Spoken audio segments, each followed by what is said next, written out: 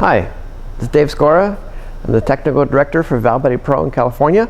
And today I wanted to go over the orientation and the design changes of the linear solenoids on the AW55 SN valve bodies, which come on a lot of Volvos, Nissan Maximas, Saabs, and Saturns. Some Saturns and some Chevy Equinox, things like that.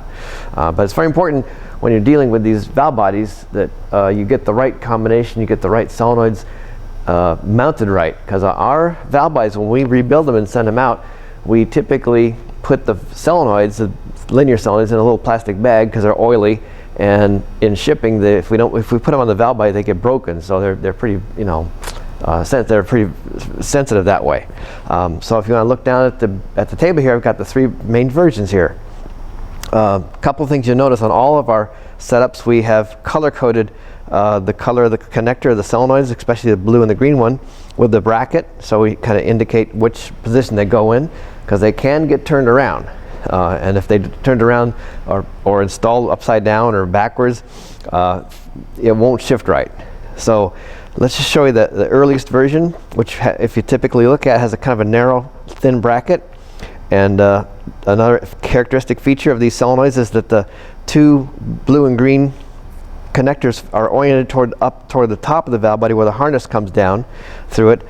This black solenoid it really isn't a problem. It's always the same on all versions. So I wouldn't, not too much to worry about that. Another thing to note on all the arrangements is that if you look through the exhaust ports of either the valve body or the very last port on the stem of the solenoid, the two blue and green one, is that they'll stick out just in line with the outer edge of the casting of the valve body. That the exhaust part would just be pretty much completely exposed. If it's in too far or out too far, that's a warning that something didn't get installed right or something got mixed up with the arrangement. So as I said, here's the early style. Then there's another style that went from a narrow bracket to a wider bracket, and again the characteristics is that the coils, the opening of the exhaust port, all just stick out, completely stick out from the casting of the valve body. And another characteristic of the larger bracket is that it has a little notch or finger that basically the one finger points toward one solenoid. You can kind of remind yourself of that. And that's in case the colors are mixed up or you use some other valve body and doesn't have the indications on the colors of how to line it up. So that's the second version.